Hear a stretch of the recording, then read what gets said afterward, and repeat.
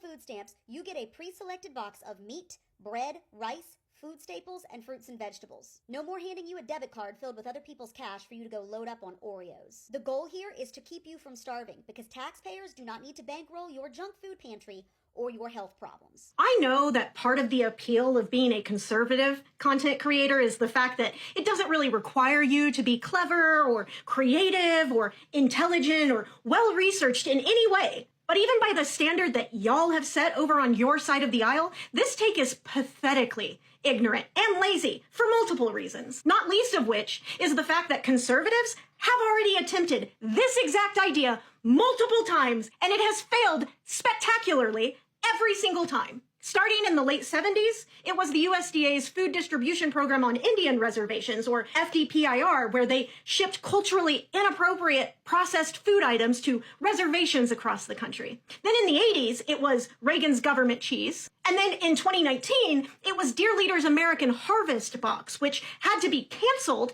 after they realized that the administrative cost of shipping boxes of shitty non-perishable food is, surprise, exponentially more expensive than the administrative cost of food stamps. So we already know that food boxes are, one, way more costly, and two, way less effective at addressing food insecurity for the many diverse populations that make up our country. In other words, you are literally advocating for wasting more money to accomplish less for the sole purpose of that tingly feeling it gives you downstairs when you get to torture poor people. And personally, lady, I don't want my tax dollars to subsidize your kinks. But on top of all of that, your take is also incredibly ignorant of the actual structural barriers that low-income Americans face around food. And I want to talk about what those barriers are, so thanks for the opportunity to do that. For context, I previously ran digital communication for Medicaid in the state of Oklahoma, and obviously Medicaid and food stamps often serve the same people. And one of the projects that I helped develop while at Medicaid was a series of cooking videos filmed with professional chefs who were given a $40 budget and a strict set of guidelines and asked to create a family meal that the average Medicaid recipient could make for their own families. And without fail, every single one of those professional chefs talked about how hard it was for them to come up with a recipe that they could make within those constraints. Constraints which, again, were specifically designed to mimic the barriers that low-income Americans face in their own lives every single day.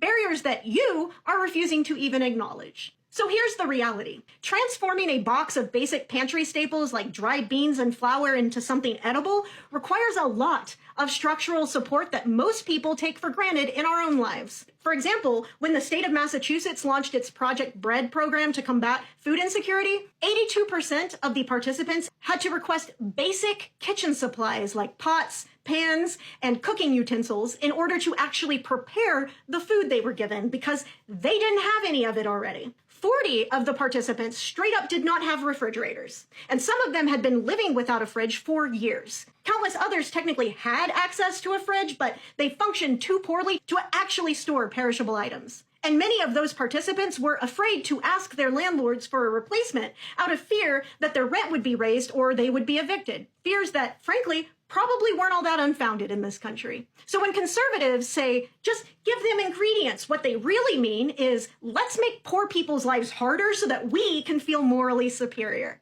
Because none of this is actually about nutrition for them. If it were actually about nutrition, they wouldn't shrug their shoulders or outright cheer at the news that hundreds of thousands of American families, including lots of children, are about to lose access to food stamps. If it were actually about nutrition and wanting people to eat healthy and be healthy, conservatives would be spending their time right now calling their elected officials to demand that food stamps go out on November 1st instead of making dumb videos like this. Because the only thing less healthy than eating junk food like you're so worried about is eating nothing at all. And yet, these so-called champions of nutritional health seem practically delighted at the idea that so many low-income Americans will go hungry this November. But you can't have it both ways, lady. You can't claim that you just want someone to be healthy while also saying that you want them to go hungry.